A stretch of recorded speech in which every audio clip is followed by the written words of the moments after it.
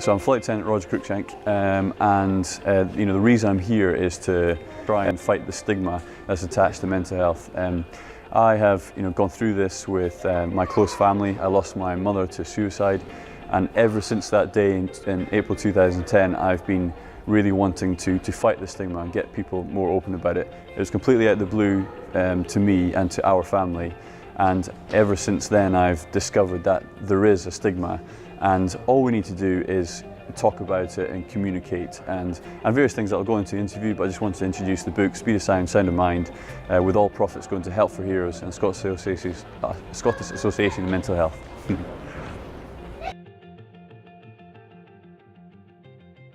Definitely what inspired me about writing the book was the loss of my mother back in 2010.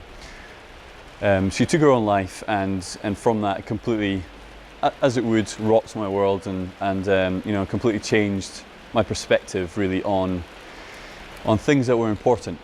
And what I realised then was the stigma attached to mental health, and the fact that people weren't communicating. And indeed, that's probably the case. What happened with my mum as well, as in, if she had felt more comfortable to speak to people about her own situation, her own mental health, then maybe she'd still be here today.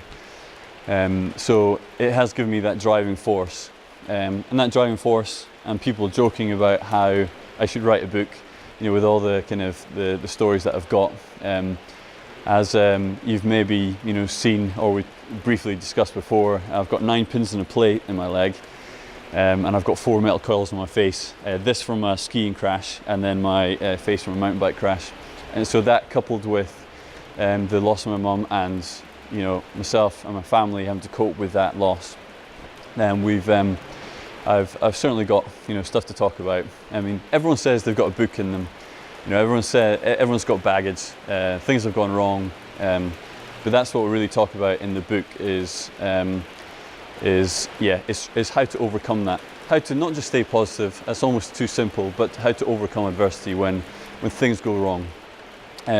But on that note, I've wrote the book, co-authored the book with Donald McNaughton, who's a sports psychologist, and we actually met when I bust my leg, when I smashed up my leg, and I was mandated to go and see this sports psychologist. I wasn't too keen. I didn't really know, I guess, a huge amount about the whole thing, about psychology and how you could use it, to really kind of get the full power of your mind. But actually, when I met him, we got on like a house on fire, and we had a lot in common, and it was really nice just to see how he really did help me, put a positive spin, and it was just really making a way of learning how to control my thoughts and learning how to make them positive, just to drive them the way I wanted to drive them, instead of letting them take control, and just putting a system to my thoughts as well, which in the sporting world is the way to do it. But actually, you can take all those skills and take them into anything you do in life as well, and that's what I've found about psychology. It's not sports psychology, but you can take that into anything. As you discover with the book, how we've actually tried to create a bit of a self-help book to really help people, not just sporting people, not people interested in aviation, but to really give people something that they can really focus on and think about in their own lives as well. But the primary aim of the book is to fight the stigma against mental health, just to get people talking about it, just to make people comfortable to talk about their own mental health, about others, or to know how to help someone else as well. So here I have the book, Speed of Sound, Sound of Mind, and myself and Don obviously have brought this paperback out a couple of months ago. So we've already sold quite a few, and if you want one, all the profit is going to Help for Heroes and Scottish Association of Mental Health, and we've managed to raise a lot of money so far, which has been fantastic.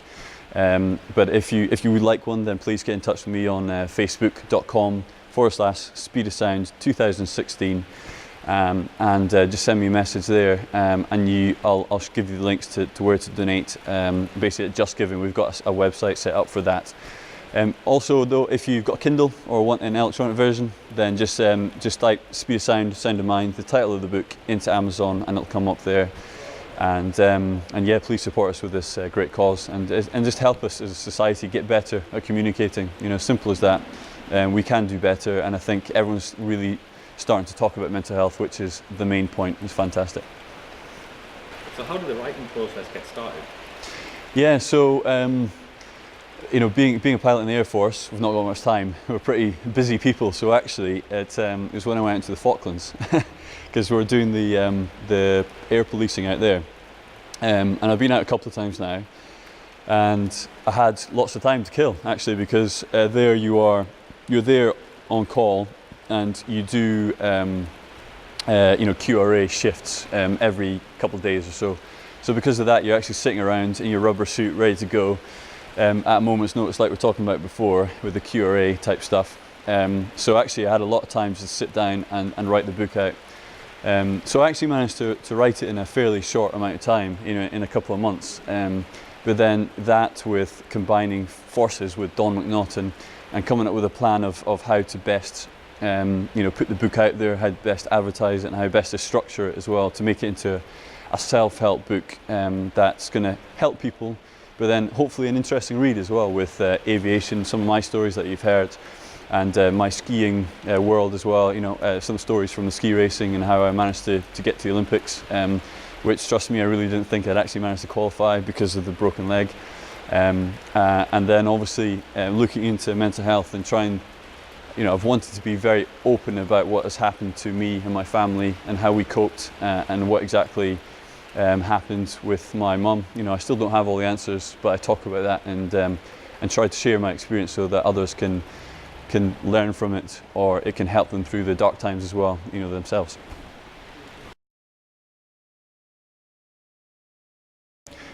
I didn't really know much about depression at all before yeah, my mother took her own life, and it was, you know, certainly very hard hitting, because you're trying to understand something that is it's a breadth, isn't it? It's not just a simple like, oh, this is it. You just have to get over it. You just have to stay positive. It's not as simple as that, and it is a very big grey area. And I, you know, didn't understand at the time. I think in hindsight, I knew that my mum was struggling with some things, and there was probably some warning signs there. But then saying that, you know, before, you know, years before she actually took her own life, I had actually tried to push her to go and talk to someone about it. But she was a nurse, and she was for 40 odd years, you know, so for her, her reply was that, well, how can I go and tell my, you know, the doctor that, who I work with closely and have to deal with other people about, you know, how I'm feeling and about my mental state, my mental health. And I see that's what I think is wrong with the society, is for her to even feel that. You know, you should have a boss or anyone around you who just will welcome you to talk about your mental health if you are feeling isolated, lonely, depressed, you know, whatever it comes down, because it is a massive topic, which it's quite hard to pinpoint. You know, it can be one extreme to the other. Yeah, so I think for me now, it's not as if I have any qualifications. You know, I stand here talking through experience and only trying to keep it simple, because I think that's, you know, what is important as well. And I think the simple thing is getting people to communicate, and so that us as a society, we feel more comfortable. It makes us more comfortable to talk about it, more confident. So if we have a mental health issue, or if we have something that we're just not sure about, then we can just flag it up to your boss, to your, you know, family, friends. And if not, if you either are not comfortable talking to anyone like that around you, then absolutely just going to get professional help. You know, the amount of organisations out there that you can just pick up the phone and have, you know, a conversation with someone who might be a stranger on the other end of the line, but they're going to have some, you know, good support network structures to give you or to introduce you to, and I think that's really important. Yeah, after my mom took her own life, it was very hard for me to, you know, cope myself, but then trying to look after my sisters, who are both younger than me. But I mean, to be honest, they were probably thinking the same about me, looking after me. But we really had to stay, you know, close together as a close-knit family. So I think that was the most important thing for how to cope with it, was how to stay together as a team and communicate, because we're all having feelings. You go through all sorts of grief, which we talk about in the book actually, the stages of grief, and how that's very noticeable. You know, you could be angry, sad, confused, and all these things I definitely went through. We all went through as a family, but we're all bouncing off each other and trying to help each other. And what I found, which was fantastically helpful, was my wife, or now wife. She sent me some articles to read from the different organisations, like I think it's from SAMH, of how to cope with suicide. Because I remember at the time feeling so very isolated, thinking, this doesn't happen to anyone. Why does it happen to me, to my family? Why has my mum done it in the first place? And then taking those feelings and reading, what other people have gone through, really, really helped me. And I guess, like we're saying before, the driving force for writing the book was that feeling that I remember, and thinking, well, feeling so very isolated. But if people can read it, it's for people maybe coping with times when they've lost loved ones to suicide. But it's obviously, I want to prevent that ever happening. So it's to get people thinking about the grief that people can go through. The decision you're making when you're taking your own life, and why not to. And it. Obviously, it can never always be as simple as that, but I think it's just trying to get communication, get people talking, and people knowing how to tackle this head on, really, is the main thing, instead of getting isolated and feeling like you're on your own and you've got no one else to talk to. And I think we try to talk about that in the book, keeping it positive, because that's what I want to promote, is trying to put a nice positive spin on this. Yeah, it's a horrible topic, but I think as a society it's exciting if we make it so for our next generation that they feel, and this is something that I'm trying to find the language to talk about, and I mean that. So if you're a kid, you fall over, you graze your knee, you pretty much know to go and get a plaster, or to ask your mum or your dad for a plaster to sort yourself out. So when it comes to mental health, why isn't it the same thing? Like maybe it is for some people. Maybe it is the way some parents will talk to their kid and talk them through the feelings. Why are you feeling this, or how are you feeling? And it's not as simple as let's have a hug and talk about our feelings. It's just trying to give kids, for example, our next generation, a way, like a skill set to know how to deal with that. And at fear of if they fail at something, we fail at stuff all our lives, and that's what kind of molds the people we are. It's the people who bounce back from that. I failed at plenty of things, especially in my flight career, and managed to kind of bounce back. So teaching that as a young age, I think, is really, really important. How to deal with loneliness, when you're a kid, and how to just get kids to talk about that and to teach. And to be, the ideal role models. But to be a role model, you've got to have this information yourself. And, I'm saying this now just because of my experience and from my knowing, like your question before, of not knowing anything about mental health until all of a sudden it's on top of you, and this massive, horrible, thing happens with my mum taking her own life. So that's what I'm definitely trying to drive, and trying to get people speaking about and feel confident to talk about. So what charities can you recommend for people to look at or read into or go to? Yeah, so a really popular one at the moment is Heads Together. I'm sure you've seen Prince William really kind of founding that, and I think that's fantastic, and getting involved with that. And as you know, for me, I'm promoting and giving all the money to Help for Heroes. They've got their own Hidden Wounds, which is like a subset charity, and that really talks about not specifically PTSD, but it looks into that and really supports people with that. But it's just talking about how there's a lot of horrible injuries that have happened to soldiers, for example, losing limbs and things like that, and it's very obvious now. It's very horrible what happens to them. But when it comes to mental health, it's quite difficult because it can be hidden, and hence hidden wounds. So I really support what Help for Heroes are driving with that. And then SAMH, what SAMH is, Scottish Association of Mental Health, and Mind as well. They're very good at getting within the community and giving that support network, so that they can be there, or they can have ventures as a community to work together and get people talking and and helping each other out, and that having that support network right there. So do you think the book helped you getting over your mother's death and coping with the situation?